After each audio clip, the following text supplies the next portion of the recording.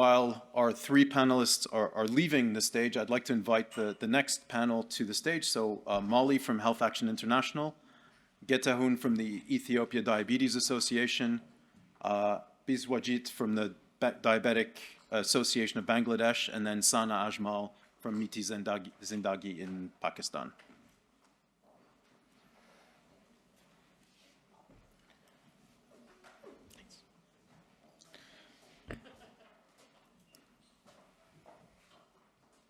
So maybe before we kick off the discussions, if each of you would just like to briefly introduce yourselves for our audience. So Molly. Hi, everyone. I'm Molly Lepeska. I work at Health Action International in Amsterdam, and we run the Access study, which looks at access to insulin and supplies, both globally and a regional and national level. And I co-lead a study along with my colleague Mark Ewan, who's not here, and David Beren. Thank you, Molly. Getahun? Yes, I am Getahun Tarrakany. I'm an endocrinologist by profession, and I'm currently the chair of the Ethiopian Diabetes Association. Thank you. Biswajit?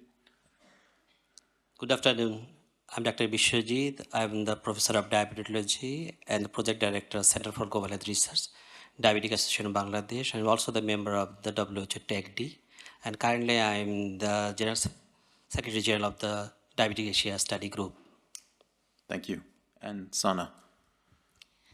Thank you, David. Hi, I'm Sana Ajmal. I'm from Pakistan. I've been living with type 1 diabetes for over 26 years now. And I wear multiple hats. So I'm a researcher working with the Lancet Commission, a diabetes advocate, a DDoC voice, also working with Breakthrough T1D on their access strategy. At home, I run an organization called Miti Zindagi, which is translated as Sweet Life, which is the organization in Pakistan working solely on type 1 diabetes in children. So I know that Bent and I shared some questions with you, but I think we had an interesting discussion from the first panel. So I just wanted, before I ask you some of the questions that we've discussed, I've taken a key word from each of the previous panelists, and I just wanted to get your insight on it. And I'll start with you, Sana. Is Dr. Gladwell from Kenya ended her statement with this issue of sustainability and the donation programs and how we make them sustainable. I just wanted, from your perspective in Pakistan, how do we really think about this transition to sustainability and ensure that the donation programs transition into government-supported programs? It's a great question and something that's very close to my heart as well. For me, personally, and as an advocate, I don't think donation or charity is the answer to anything. Healthy market is the answer. Low prices are the answer. And government ownership of this responsibility is the answer. But for that, we need very intense advocacy. So I'll talk about Pakistan specifically. 1% of our GDP is spent on health, just 1%. And it was 1% this year, which is the highest in the previous many years. And I was making a calculation. Somebody asked this question in a previous session today. How much will it cost to provide insulin and test strips and the other supplies in your country? And in Pakistan, if you want to supply to 100,000 people with type 1 diabetes, it is going to cost around $35 million a year. Add on to the capacity building that is required in the system, maybe another $15 million or something like that. So something around $50 million or below that, because the governments are able to negotiate better prices. Because when they're doing things in bulk, it's better. But the problem, the elephant in the room, as has been said many times, is number one, the ownership of the government, and how do we trust a government which is irregular, like which there are governments that come and go. There is no continuity in the programs, and a government that's not governed in the way that we would really need some transparency in the programs. We would need to make sure that they're implemented, that it is delivered. For me, the question here about sustainability stems from whether the government is willing to take ownership, and number two, how do we make sure that if they take ownership, and if even some of the donation programs probably build this capacity of the government to start taking ownership, how do we make sure that the government is held accountable for clean and clear operations on the ground. Thank you, Sana. And it's a perfect transition to my next question that I had for you, Getahun. This issue of accountability was mentioned many times in the previous panel, holding governments to account, holding the private sector to account. What is the role, in your view, of a diabetes association in holding these different actors to account? Yeah, thank you, David. Yeah, this is the most important thing, that's accountability and sustainability. You know, the Ethiopian Diabetes Association has been the core in the care of type 1 diabetes in Ethiopia, I would say, because we have several partners, thanks to them, Life for a Child, Changing Diabetes in Children, World Diabetes Foundation. They have been working with us for the past 13 years, and it's through them that we get a continuous supply of insulin, glucometers, and care. And what worries us always is the shift of care from these donors to the government. Unfortunately, there is decentralization of diabetes care in Ethiopia, which will be a better way of just balance transiting from donation to care, but accountability is still there. You know, my worry is we may have universal community-based coverage of insurance coverage. The primary care may take care of these kids, but sometimes insulin is for free, but insulin may not be available. And that's the greatest thing. And you know, it's not only insulin which matters.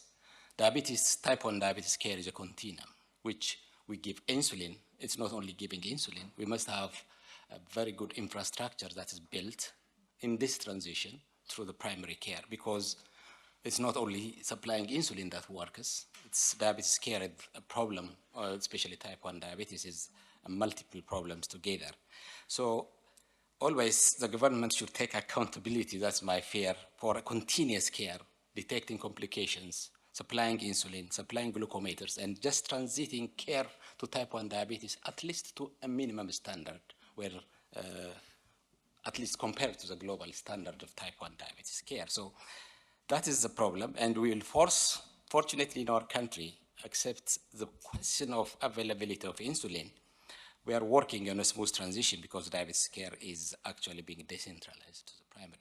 We had one very exciting initiative previously called iCare from Novo Nordisk, which I do believe was a very good way of transiting donation to the government. And that was, iCare was affordability, accessibility, and the main purpose of it, other than patient empowerment and reach, is they were just planning to distribute insulin to the Red Cross pharmacies. In Ethiopia, we have Red Cross pharmacies distributed all over the country with an effective cold chain system. So what we did was, Ministry of Health, Ethiopian Diabetes Association, being a main stakeholder, the implementer, and Red Cross and Novo Nordisk with the Danish Embassy, we just formulated a framework. We distributed all over so that we will reach even to the periphery. That's one of the problems of insulin access, that's geographical distribution.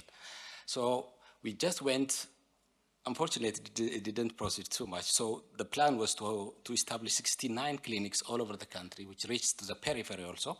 And the plan was to just sell insulin with an effective cold chain system at a cost equivalent to the government price. And that was a very good initiative.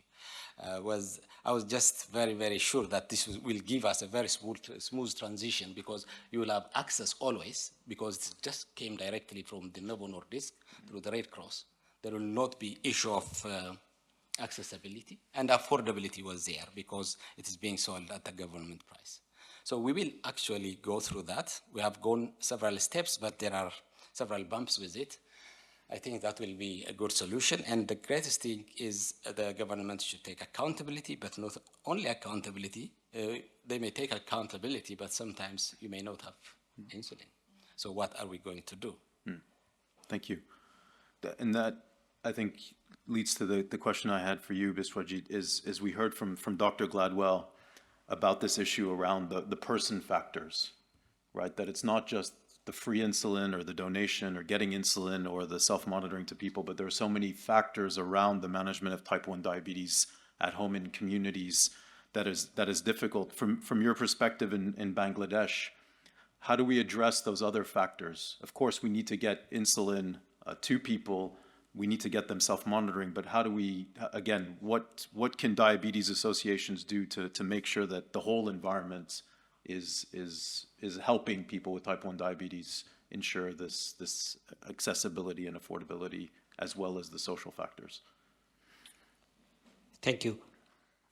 I think before going to give the appropriate answer to your questions, I think we should clear one thing: access to insulin for the people with diabetes and access to care or access to insulin for the people with type 1 diabetes. We have to differentiate these two things, as because access to insulins or the monitoring system for the type 1 diabetes is the human right I already mentioned.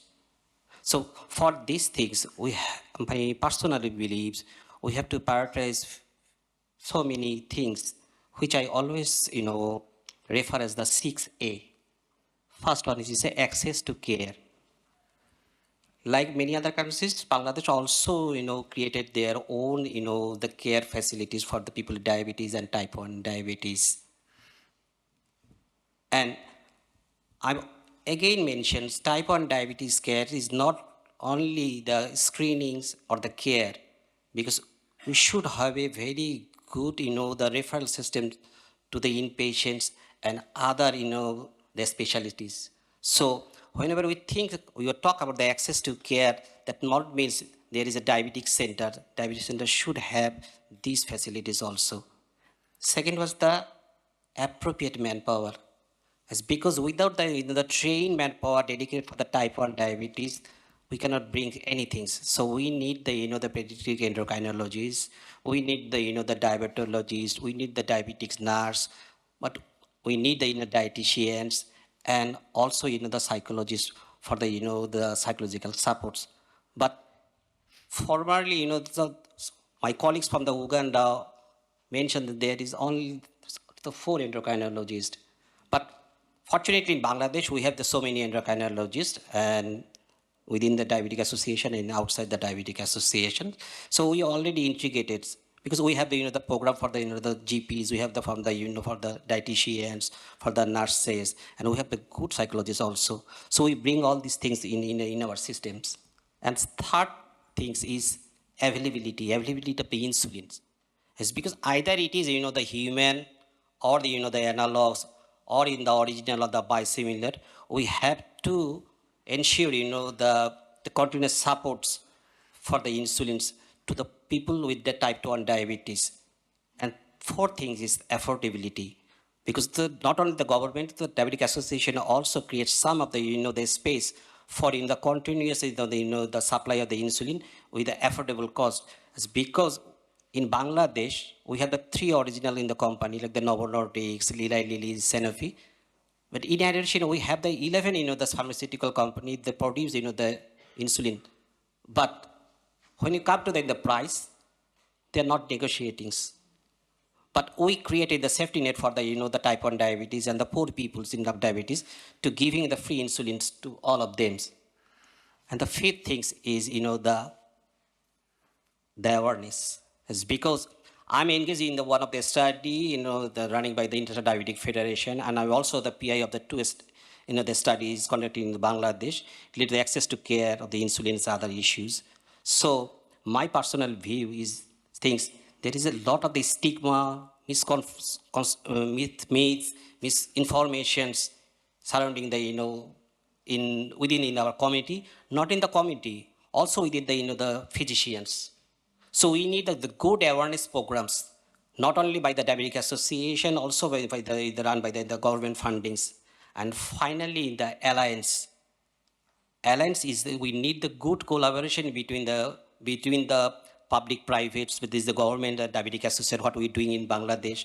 We need the good support from the CDIC, LFIC. We are grateful to the CDIC and LFC, Novo Nordisk, WDF, as because they are they're giving the continuous support to the country like in the Diabetic Association or the country like Bangladesh or the other low income countries. Thereby in the type 1 diabetes, people are getting all the the analogs You are talking about the human insulins in Bangladesh. Bithora Jabin, Dr. Bithora Jabin is here. He is leading in the type 1 clinic in Bangladesh, and I'm grateful to her because the Diabetic Association ensure the 9,000, 8,500 type 1 diabetes we are now looking after. Apart from the 6 million type 2 diabetes, we are giving the free insulin, the analog insulin, to all the type 1 diabetes with all the glucometers and the other strips through the help of the CDIC, Novo Nordisk, WDF, and the LFAC. Thank you. Thank you. Molly, moving on, Sana mentioned this element of a healthy market. The first panel discussed the market, the private sector. Biswajit just mentioned the role of biosimilars. I know that Health Action International and the Access Study have looked at a lot of these factors in terms of the diabetes market. What are your reflections sort of on this diabetes market, and how do we change the market dynamics to sort of keep this 100-year-old promise for insulin and a more recent promise for the self-monitoring? I mean, I think this time, I don't know, I've been working in diabetes now and working on the Access Study for over 10 years. And I think in some ways I feel hopeful, and in some ways I feel very uncertain. It feels like a very strange and uncertain time in the way that the insulin market has sort of changed with the entrance of some of the new products that are coming in, and, you know, people's issues with supplies in the past few years, particularly around some of the things with GLPs and that sort of thing. And then also not just to look at the insulin market per se, but also to say sort of the non-participation of the companies that are test strips and CGMs. You don't often see them in meetings like this and willing to sort of take a role in this to really look at insulin and access to insulin within sort of the realm of what I say is like optimal insulin use. So it's really considering that entire package. So it's self-monitoring, it's insulin, it's syringes, and that's what I meant. So making sure that all of those things, like within the target, are there and exist for people with type 1 diabetes, because without these things, there is basically no way for them to survive and thrive. And I think in terms of the insulin market, I mean, I think we still see a lack of competition, a lack of real competition. And I think regulatory capacity needs to be strengthened. I mean, in the reports that we've done, we see a real lack of capacity, in particularly in low and middle income countries, so that biosimilars can get into the market and get approved. I mean, that's, you know, why I was hopeful at things like the WHO PQ program, which is, you know, supposed to be there so biosimilars hopefully can get in and get some quality assurance sort of at a global level to enter new markets. Unfortunately, you know, at this moment, only the big three have PQ approval. So to me, that's not good enough. That's not the point. These people already have approval in you know, with the FDA and the EMA.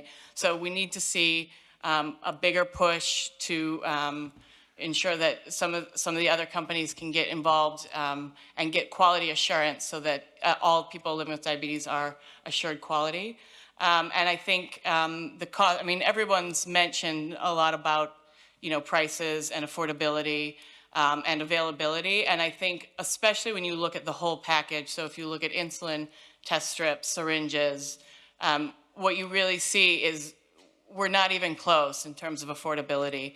I mean, there are many countries now that are great on, you know, for example, providing free insulin under universal health coverage. However, in some of those countries, people are still, you know, test strips still aren't even available in the private sector. So they still have to go to available in the public sector. So they still have to go to the private sector, and they're still paying, you know, huge amounts out of pocket. So, you know, in thinking about affordability and availability, is it really considered affordable and available if that whole package doesn't exist in the public sector?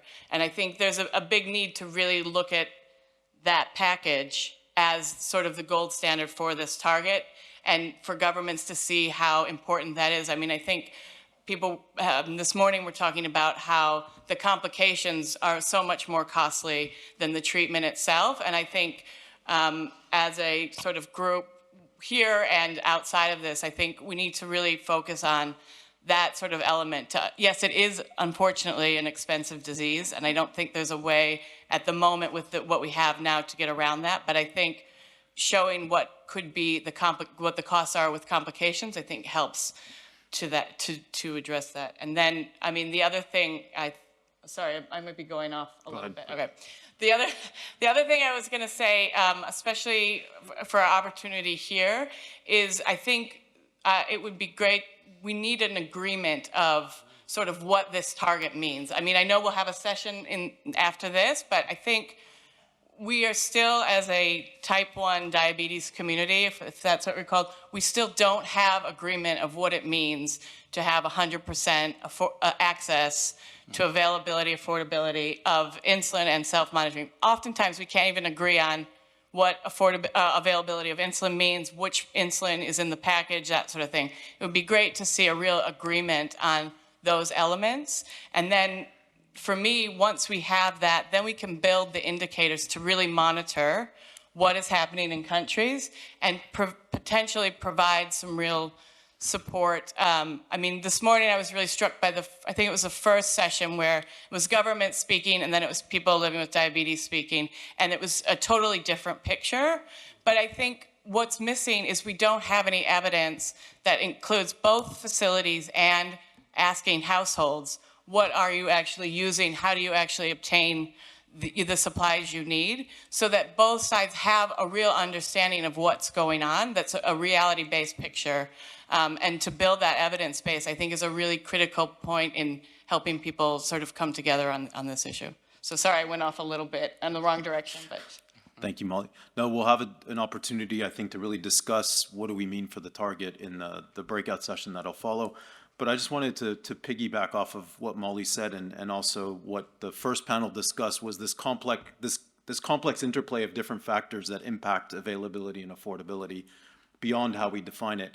If I go down, Sana, Biswajit, Getahun, what for you from in the three countries that you work in, what are the biggest barrier that if you had a magic wand, what would that, and you could go home from Copenhagen and change one thing to really change this element of availability and affordability of this full package that Molly describes, what would it be? Sana. So Molly has touched upon a number of those things already, but I'll just reiterate a few of those. So in Pakistan, the two things that hinder this availability, and for availability at least, is that as per our law, insulin is available to inpatients. So if you are admitted for an operation or some emergency, you'll get insulin. We've seen people coming in saying that they put the child through a period of taking no insulin so that the child goes into decay, gets admitted at the hospital.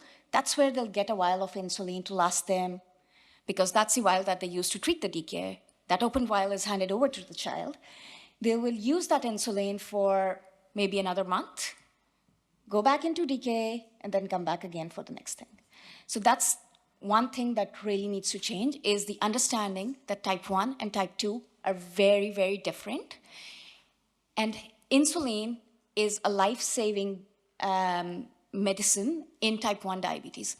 I've talked to so many ministry officials and the government people. Many do not really understand the difference between, even ministries of health, they do not really understand the difference between type 1 and type 2 diabetes. That's one thing that I think really needs to change. The second thing is, how do we stop making things seem lofty and actually acknowledge that the problem exists on ground? So when you talk to a government official, you will know, oh, but insulin is on our essential medicines list. Oh, but we do provide insulin. That's in the inpatient care, and in a few handful of hospitals, due to the management of that hospital's intervention in OPDs as well. So this acknowledgement, there's always a solution to a problem when we have the courage to acknowledge that this problem exists. So we need to make sure that the government understands that this problem exists, and it is not so simple to say, like, fine, if you have insulin 1 month, and if you don't have the insulin the next couple of months, it's not okay. The availability of insulin is the regular availability. So even in many hospitals that do give out insulin, you will find out that they often run out. And the next month, people would not find insulin at the same facility. Or you might reach that facility and come to know that the insulin for that month that they had procured has run out already. So they don't have insulin for them at the moment. So this irregularity of supply and the lack of acknowledgement from the government, if I had a magic wand, I think that's the first problem that needs to be cured. Okay, thank you, Sana. So government acknowledgement of type 1 diabetes and the challenges that people face. Biswajit, your magic wish.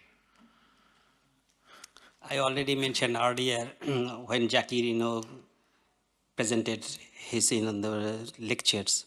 I think affordability is because availability compared to the other low-income countries, we are fortunate as because I already mentioned, so we have the 3 international and the 11 the pharmaceutical who produce, the insulin, but the cost is very important. I think in these regards, we have to change the, the mindset of the governments as because we have the very good, the annual budgets, but the healthcare budget is very, very low. But we have to convince, and we have to give the real in the data to convince our, the policy makers. It's because policymaker mindset is very important. We have to change, and thereby we can procure, we can give the, the insulins, the cost. Thereby, the common people can, the purchase the insulins. So my, message to all the audience, because like many other low-income countries, we have to convince our, the policymakers to ensure in the insulins in the affordable, the cost. Can I just jump in, Biswajit? I think you raise an important point around this affordability for the individual, right? So in many high-income countries, insulin is free for people, but it's not free to the system. How do we balance that equation in a context like Bangladesh? Because ideally, of course, we want it free for the individuals with type 1 diabetes, but recognizing, as you highlight, and your colleague from the ministry highlighted, the resource constraints in Bangladesh. So just to follow on from that and your wish, how do we balance this element of affordability for the individual and affordability for the health system? Okay, I'm fortunate as because I'm not like the, the Professor Jackie, because he is representing the governments, and I represent the Diabetic Association, as because since the inception in the 1956, we created the provision of the free insulin for the poor peoples, and thereby we are grateful to the government as because in every year the governments give us small, the budgets for the Ministry of Social Welfare to provide the free insulin to the poor peoples. Anyone with diabetes, it's either type 1 or type 2, socioeconomic conditions is not good enough, so we provide the free insulins. We are the only the association outside the governments, we provide free insulin to, and the free service to the type 1 and type 2 diabetes if their socioeconomics are not good enough, because we generate a safety net within our systems. We, earn money from the, from our lab investigations or the hospital admission for the, the rich peoples or the people with the average incomes. But with this money, we provide free, service to the poor peoples. And now, this is the good things, and in these regards, we are grateful. Already mentioned the CDIC, LFSC, now not is the WDF. They provide the the sustain the insulin supply continuously to our populations. But come to the when you think about the scale up these things, as because we are now in the 9,000s, but it will be in the 90,000s. So then, what will be what will we do at that times? We need the governments, as because government has the money. And nowadays, government is the purchase lot of the the drugs within their the essential health package. But still now there is the no diabetic medications. So we have to convince the governments to procure the insulins and other the diabetic medications within the the government's the drug list. So then it will be, I hope it will be, create some, the solutions. Okay, thank you. Moving on, Getahun, Ethiopia, leaving Copenhagen, what would be your element? We've heard from Sana around government knowledge. We've heard from Biswajit more focused on the affordability issue. What about for Ethiopia? What would you do? Yeah, you know my wish. If you ask me my wish, I wish every type 1 diabetes in Ethiopia gets insulin and glucometers for free. And this, actually, many of them get for free, but this is only temporary. That will stop. Probably 5-6 years it will stop. So I wish an integrated approach with multiple stakeholders who are here, plus government will have a smooth transition taking over to supply insulin and basic necessary care for all type 1 diabetes in Ethiopia for free. Thank you. And I think that reflects well a comment from previous around coordination, but more at a global level. Molly, we've heard from 3 colleagues representing 3 different country contexts. From a global perspective, what would you want to see change, seeing that the Access study, the work that Health Action International has done, has focused, yes, on some country elements, but a lot on the global environment in terms of the self-monitoring and insulin? That's a big question.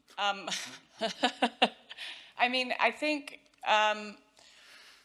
look, I think in terms of, I mean, for the there are a few things that I would say are important. I think we're at a point in time when insulin, for example, there have not been any new innovations in insulin as medicine in over 20 years, not really, not since the analogs hit the market.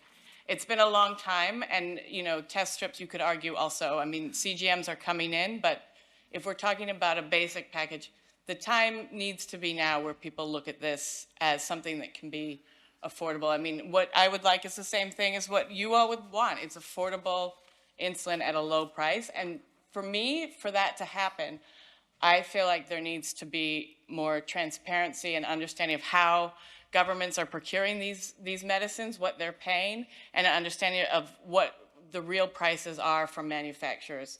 A real clear picture could really help us understand actually what situation are we really in, and it helps also provide more understanding of the impact of things like markups in the market. So to me, I would like a truly open conversation with everybody involved when we talk about these partnerships of what we can really do to achieve this goal of 100% access. And I mean, I think that's the most important thing, but I also think it's really important to consider access outside of just these medicines, because type 1 diabetes is unfortunately so complicated, and to consider the other elements that are needed for optimal insulin use, which is self-empowerment, education, care, and support. And those unfortunately have to be there in some level, otherwise people also won't survive with their insulin. If they have it in their house but they don't know how to use it correctly, isn't that, it's almost the same thing as not having it. So that's all. Thanks. Thank you, Molly. I'll open the floor. Any questions from the audience? I see Graham.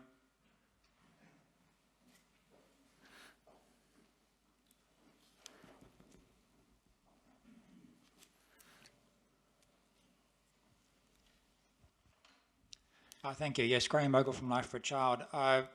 Very insightful, I thought. And the goalposts just keep on shifting, because there's the issue of, do you just use human insulin or do you use analog insulin? And I haven't been convinced yet that analog insulin is better, but Life for a Child has commissioned and been involved in a number of studies. And the first of those we've just completed, and it's about to be published. It's with Centre Diabetic in Mali, and Life for a Child's involved. Dave was involved as well, and University of Geneva, and also Corinne.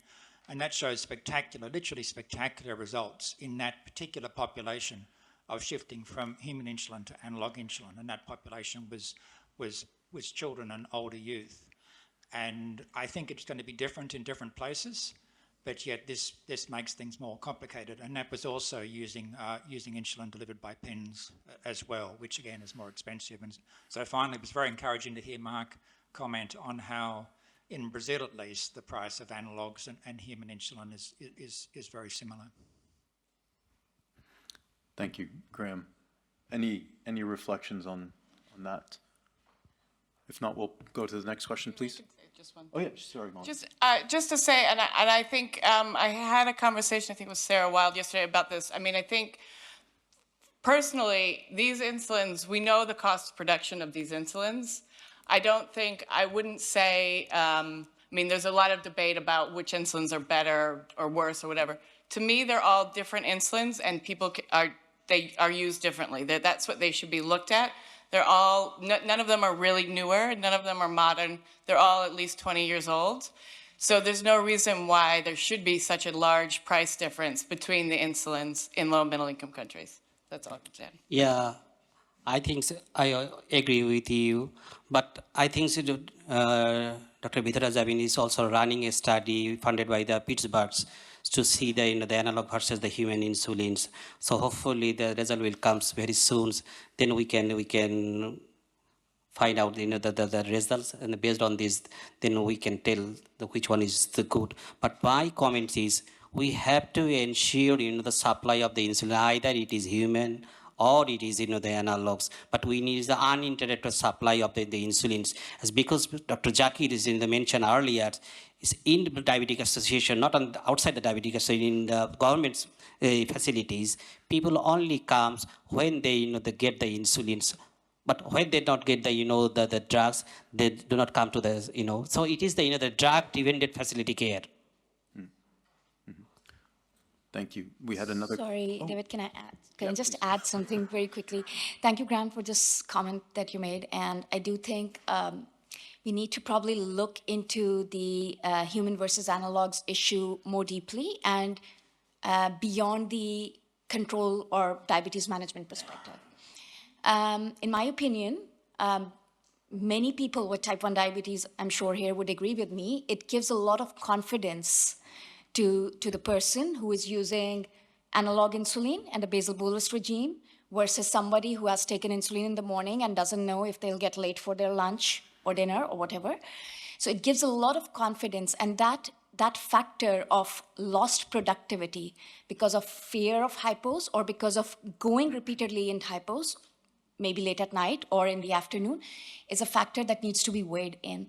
And I'm glad that the results have shown good results, but I also think that more research needs to be done to make this advocacy possible at government level, that there's an economic benefit in using analogs specifically for the type 1 community. But can I add one thing with the Sana? As because, you have to think about the access to care, insulin, without insulins, as because you are lucky, you are talking about the analogs. But there is a lot of the country, their insulin is not, taking insulin or getting insulin is not possible. You have to think and build up a rationality where insulin can be available. You have to think and you have to give, the commitment from the governments or the global agency to ensure the supply of the insulin to all the countries, not based on their economic. Thank you. We had one question, please. I am Professor Zakir Hussain from Bangladesh. I want to say the global insulin market representing 19.45 billion USD and would expand 3.7% in 25 to 2030. So for these people, we have to work together to fight against the type 1 diabetes. We need to address the thing in terms of productivity of this group of people, type 1 people, their productivity to the country's economy. If we put this in front of the policymaker, so they think from their side, they also come forward in this thing. My question to the panelists, is there any possibility to give subsidy to type 1 patient in terms of costing? Thank you. We'll take maybe from some other questions, please.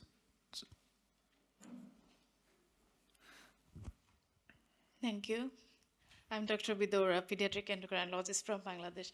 I was just listening for last 2 days, all the different perspectives from different countries. We are all from low resource countries, definitely, but we can see the different perspectives. Like some countries are now struggling with the basic human insulin. Some countries like Bangladesh, now we are, switching to analog insulin. Not only analog, also we are doing clinical trial with the CGM. And then we found what is important. You see, in the developed countries, all patients are having free CGM, free analog insulin, sometimes insulin pump, I know even in Denmark. But in our country, you see the low resource countries, but they're all, have to buy on their own, or we are blessed to have, are grateful to have two great works, great donors like CDIs and Life for a Child, who are giving support for more than 14 years in Bangladesh in our center.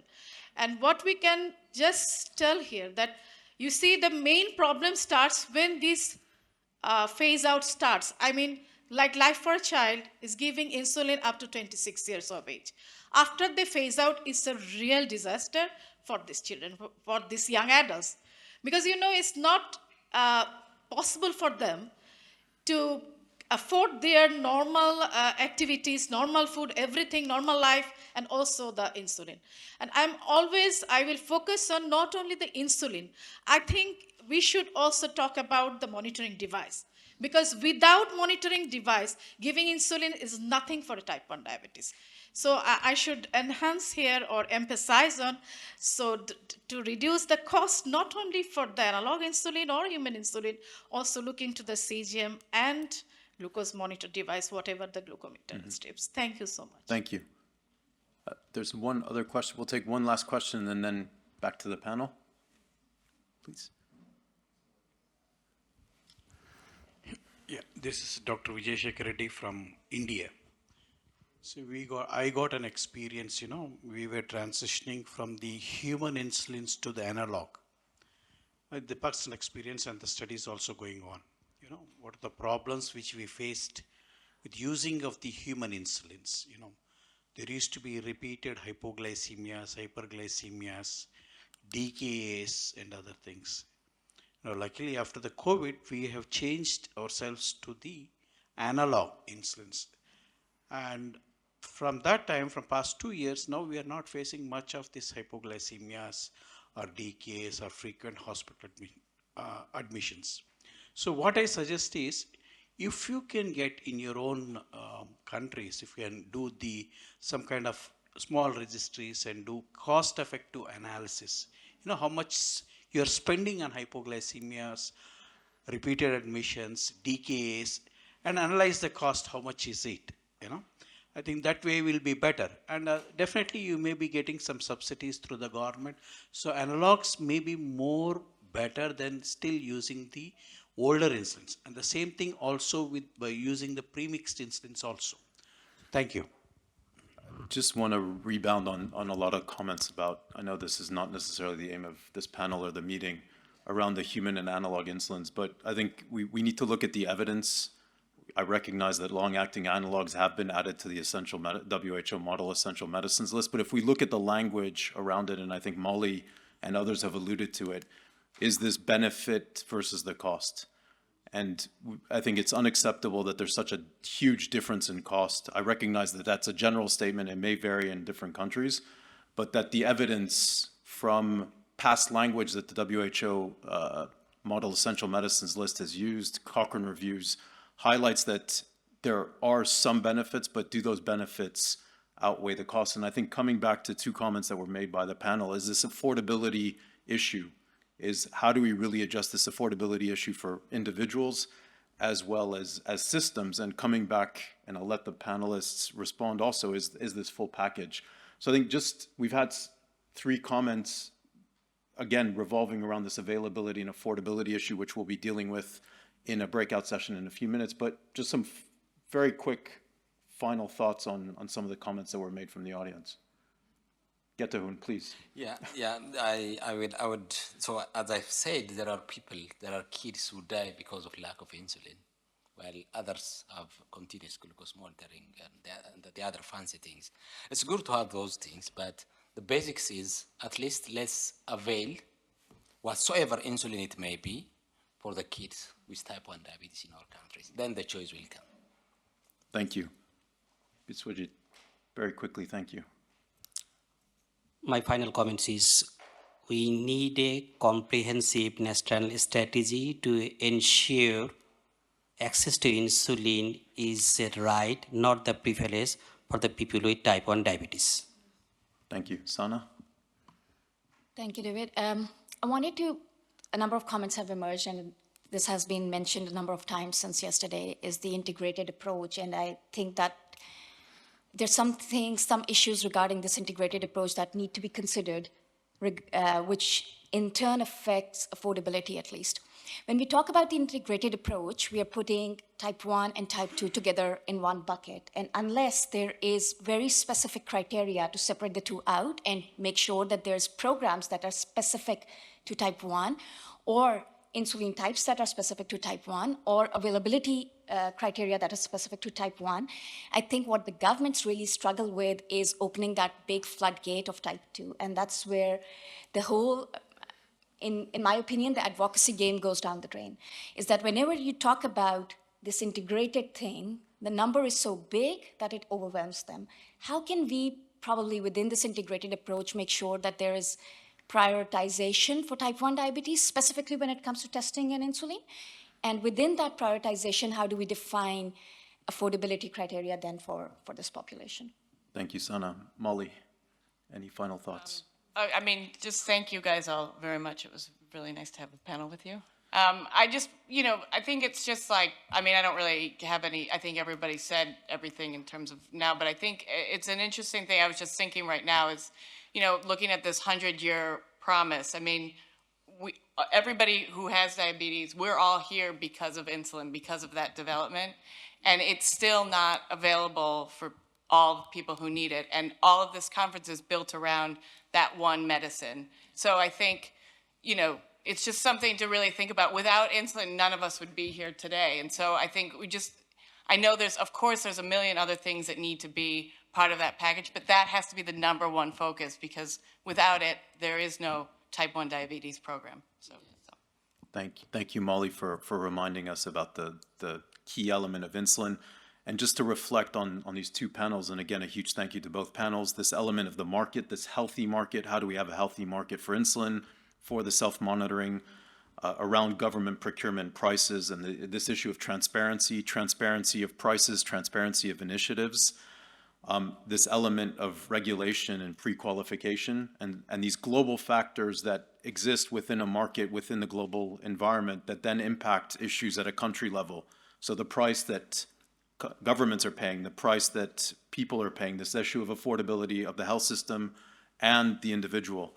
And then, as has been said, this element of procurement, getting that insulin into the country, but not just keeping it in the capital city, but really getting it to the individuals that need it.